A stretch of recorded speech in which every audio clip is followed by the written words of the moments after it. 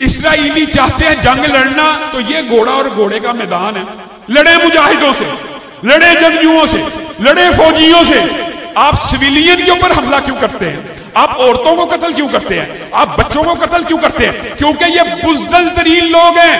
ابھی press club میں امام صاحب نے کہا، میں قسم کھا کے کہتا ہوں، یہ ٹینکوں کے اندر بیٹھ کے، جیسے پہلے خبریں چھپی تھی نا کابل کے اندر پیمپر پہن کے بیٹھتے تھے، اس طرح اسرائیل کے فوجی ٹینکوں کے اندر پیمپر باندھ کے لڑ رہے ہوتے ہیں جنگ، اور اس لیے عورتوں اور بچوں کو قتل کر رہے ہیں کہ مجاہدین اپنے گھر والوں کے قتل سے خوف زدہ ہو کر۔ یہ ہیومن شیلڈ کی آپ بات سنتے ہیں جو مولویوں کے اوپر الزام لگتا ہے، یہ جی دھرنا لے کے آتے ہیں، عورتوں کو لے آتے ہیں، یہ بچوں کو لے آتے ہیں، یہ ہیومن شیلڈ ہے۔ ہیومن شیلڈ کا بیڑا غرق آج اسرائیلی فوج کر رہی ہے۔ کہاں انسانی حقوق کے دعوے دار؟ اور مجھ تک کب ان کی بدن میں آتا تھا دور جام، ساقی نے کچھ ملا نہ دیا ہو شراب میں۔ انشاءاللہ مفصل گفتگو ہمارے آنے والے فلسطین کے جو مہمان ہیں وہ آپ کے سامنے رکھیں گے۔ چند گزارشات جو آپ کے سامنے رکھنی ہے۔ آج الحمدللہ امام صاحب کے بیٹے اسلام آباد میں اپنی الوداعی تقریب سے آخری گفتگو کریں گے، کل صبح اپنے وطن واپس چلے جائیں گے۔ ان 12 دنوں کے اندر جمعیت اہل حدیث پاکستان نے کریا کریا، نگر نگر، کوچا کوچا 40 سے زائد پروگرام ابن امام کے منعقد کروائے، اور گرد و غائب اور مقصد یہی ہے جو تمام خطبہ آپ کے سامنے رکھ چکے ہیں۔ ابھی کتنی خوبصورت انہوں نے بات کی کہ دکھ کی بات تو یہ ہے کہ جس وقت موقع تھا کہ ہم وہاں پہ پہنچتے، وہاں سے مہمان آ رہے ہیں پوری دنیا کے عالم اسلام کو جگانے کے لیے، اٹھانے کے لیے پکار رہے ہیں، آپ کو صدا دے رہے ہیں۔ آپ نے اور میں نے ان کی پکار کے اوپر، ان کی صدا کے اوپر اگر لبیک آج نہ کہا تو یقین مانیے آج ہم دعائیں کرتے ہیں نا کہ ابابیل آئیں اور پتھر برسائیں جس طرح ابرہہ کے اوپر برسائے تھے۔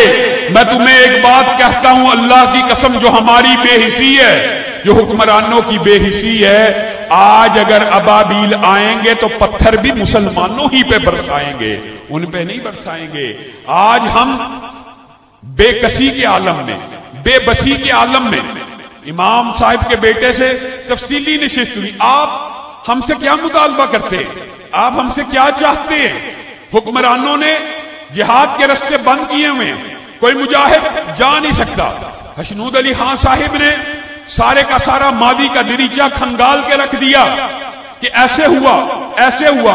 آج جہاد کے رستوں کو مسدود کر دیا گیا، بند کر دیا گیا، اور یہ حقیقی بات ہے۔ علماء کے اس بارے میں اتفاق ہے کہ جہاد کا جو ڈایاگرام ہے یا پیرامیٹر ہے یا فریم آف ریفرنس ہے یا جہاد کے اعلان کا جو حق ہے وہ کس کو ہے؟ ریاست کے حکمران کو ہے۔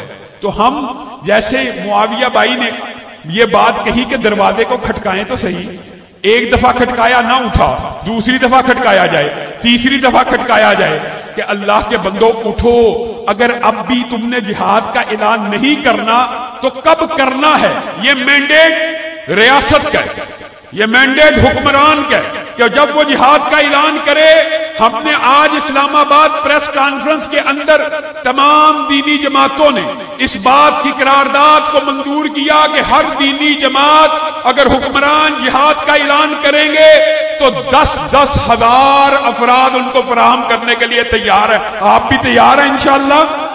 اور میرے بھائیوں، وہی بات جو ابھی میرے برادر عزیز، میرے دل کے قریب، میرے لیے نہایت میرے محبوب فاروق امان صاحب نے کی، جو بندوں کا شکریہ ادا نہیں کرتا وہ اللہ کا کیسے کرے گا۔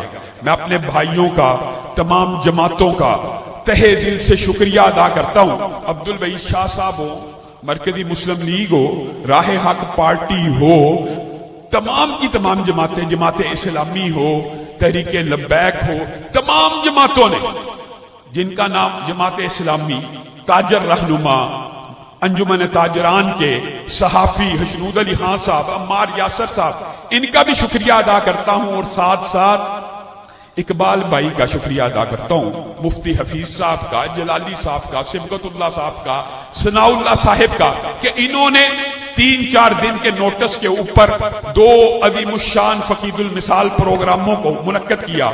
और आप जानते हैं ये बदम इस बात की मुतहम्मिल नहीं है कि उस बात की तरफ भी इशारा किया जाए कि किस तरह इनको रोका गया, किस तरह इनको टोका गया, किस तरह पाबंदियों के लिए जगह जगह दरखास्तें दी गई कि कहीं जमीयत अहले हदीस इस्लामाबाद में प्रोग्राम कर न ले।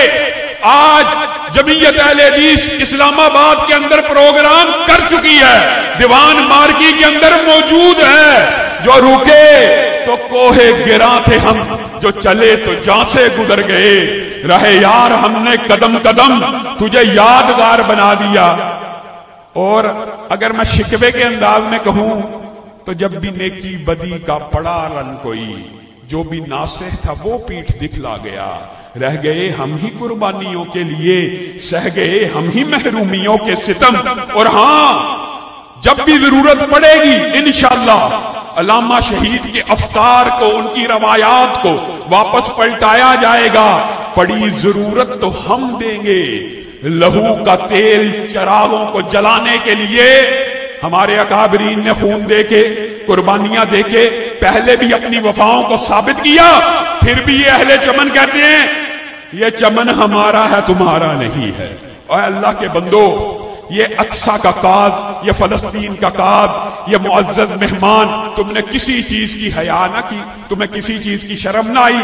आज मस्जिद अक्सा के लिए सारी जमातें तो मुत्तफिक और मुत्तहिद हैं, और तुम अपनों के ऊपर गरम हो और दूसरों के लिए नरम हो। आज मस्जिद अक्सा का जो कदिया है, अभी मुआविया भाई ने जो हजरत उमर का सारा वाकया बयान किया, उन्होंने बड़े इख्तिसार के साथ एक जुमले में कह दिया। आपको पता है उसका सारा बैकग्राउंड क्या है?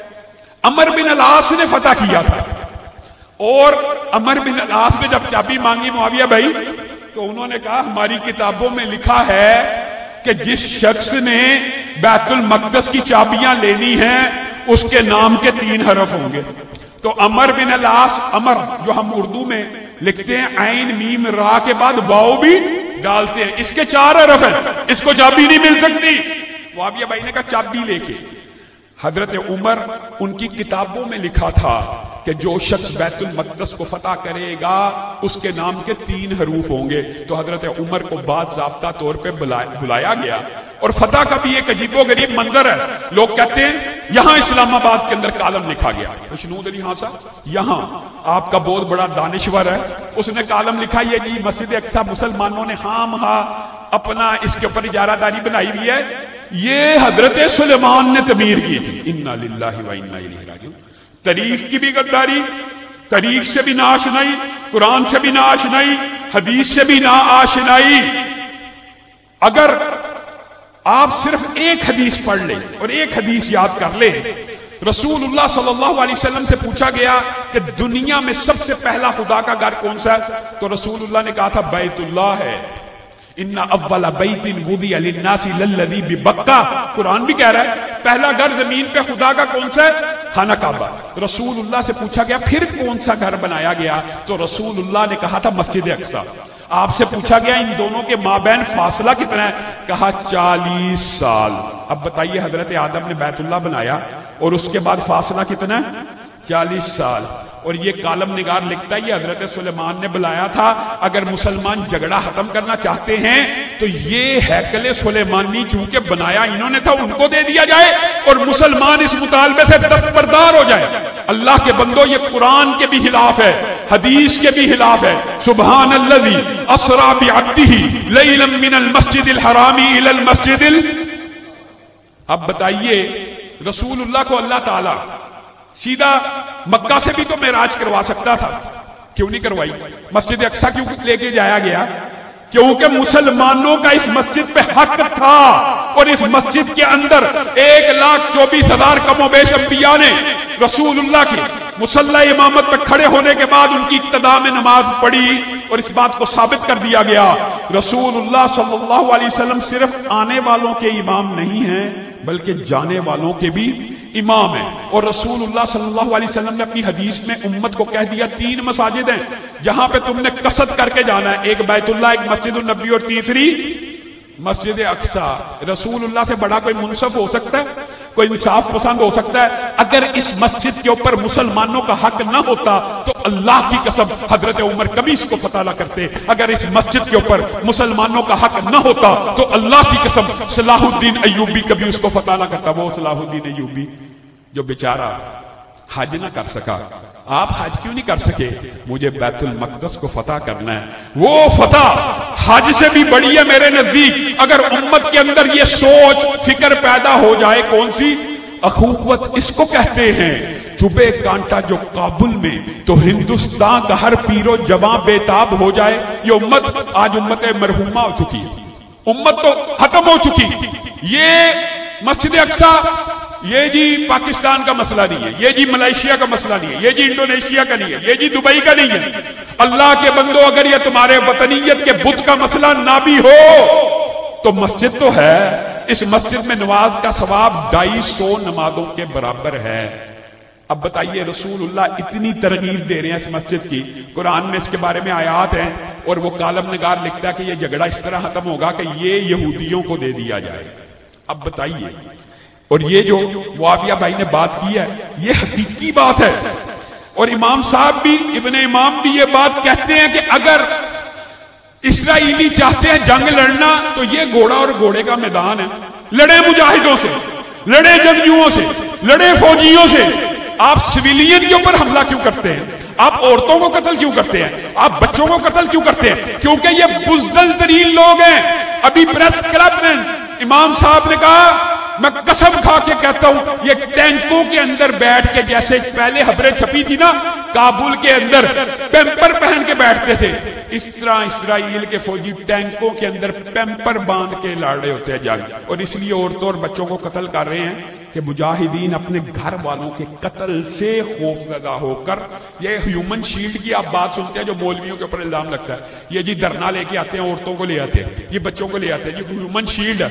ہیومن شیلڈ کا بیڑا غرق آج اسرائیلی فوج کر رہی ہے. کہاں انسانی حقوق کے دعوے دار؟ وہ جو درندوں کے حقوق کی بات کرتے ہیں، انسانی حقوق کہاں گئے؟ آج سویلین کا اور شہریوں کے بارے میں، اور یہ کئی مرتبہ شر سے خیر نکلتی ہے. آج اوہایو یونیورسٹی، آج کیلیفورنیا کے اندر، آج ٹیکساس کے اندر، میں امریکی باشندوں کو بھی خراج تحسین پیش کرتا ہوں کہ جو مذہب سے بالادست ہو کر، اور ان میں آپ حیران رہ جائیں گے، بعد یہودی بھی شامل ہیں، جو کہہ رہے ہیں کہ اس جینوسائیڈ کو بند کیا جائے، اس قتل عام کو، اس انسانیت سوز مظالم کو بند کیا جائے.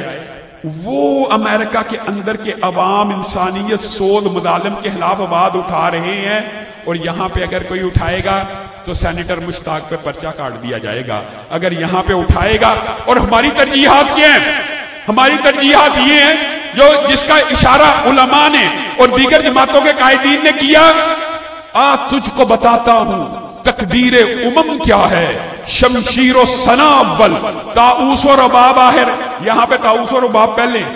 پنجاب کے اندر موسیقی کا فیسٹیول ہوگا، ہر اسکول اور یونیورسٹی کے اندر موسیقی کی کلاسیں ہوں گی، ہر یونیورسٹی کے اندر شطرنج کھیلی جائے گی. اسرائیل کے خلاف کھڑے ہونے کی بجائے اسرائیل کی جو حامی عورت ہے، وہ جو 2014 سے معطل کی گئی ہے، آج 2024 میں اس کو بھی بحال کر دیا گیا ہے. یہ ہمارا المیہ ہے، یہ تادیانہ ہے. یہ ہم حکمرانوں سے مطالبہ کر رہے ہیں، التجا کر رہے ہیں کہ یہ ان کا جو مطالبہ ہے وہ بھی میں آپ کے سامنے پہنچانا چاہتا ہوں. امام صاحب کے ساتھ، ابن امام کے ساتھ ایک دن طویل گفتگو ہوئی. میں کہا اس کا حل کیا ہے؟ آپ کب تک پاکستان آتے جاتے رہیں گے؟ مختلف جو آپ کے عمائدین عقائدین پوری دنیا میں پھر رہے ہیں. آپ چاہتے کیا ہیں؟ مسلمان ممالک سے جہاد کا راستہ تو کھلا نہیں. ایک ریاست سے اگر پار ہو جائے، اگلی ریاست نے بند کیا، راستے تو بند ہیں. تو انہوں نے کہا ہم آپ سے یہ کہتے ہیں اگر جہاد کا راستہ بند ہے تو رات کو سجدوں کا راستہ بند نہیں ہوا، دعاؤں کا راستہ بند نہیں ہوا. آپ رات کو دعا تو کر سکتے ہیں. اگر جہاد کا راستہ بند ہے آپ دبا تو کر سکتے ہیں. اگر جہاد کا راستہ بند ہے آپ آواز تو بلند کر سکتے ہیں. اگر جہاد کا راستہ بند ہے آپ اس طرح کے اجتماعات منعقد کر کے غزہ کے مظلوموں کو یہ پیغام تو دے سکتے ہیں کہ اسلام آباد جو دارالحکومت ہے وہاں بھی ایسے لوگ بستے ہیں جو آپ کے غم کو اپنے سینے پہ محسوس کرتے ہیں. آپ کا یہ پیغام بار بار جائے گا، سوشل میڈیا پہ آئے گا، الیکٹرانک میڈیا پہ آئے گا، تو وہ جو پورے کے پورے میڈیا کے اوپر قابض گروہ اسرائیلیوں کا اس کے پروپیگنڈے کا توڑ ہوگا. ہم آپ سے صرف یہ چاہتے ہیں کہ ہماری مدد سوشل میڈیا پہ کر دیجیے, الیکٹرانک میڈیا پہ کر دیجیے, آواز کو اٹھا دیجیے, ہیلپ کر دیجیے, خیمے بھیج دیجیے, دعائیں بھیج دیجیے, مال بھیج دیجیے. کسی بھی طریقے سے فلسطین کاز کے اندر ہر مسلمان اپنا حصہ ڈالے. باقی باتیں انشاءاللہ شیخ اسد ممون تبینوی صاحب آپ کے سامنے کریں گے. اسی بات کے اوپر اکتفا کرتا ہوں اور ایک مرتبہ پھر آپ سب ساتھیوں کا شکر گزار ہوں کہ آپ مختصر سے وقت میں 2-3 دن کے اندر ہماری کال کے اوپر لبیک کہتے ہوئے یہاں پہ تشریف لائے. سبحان ربک رب العزت عما یصفون وسلام علی المرسلین والحمد للہ رب العالمین.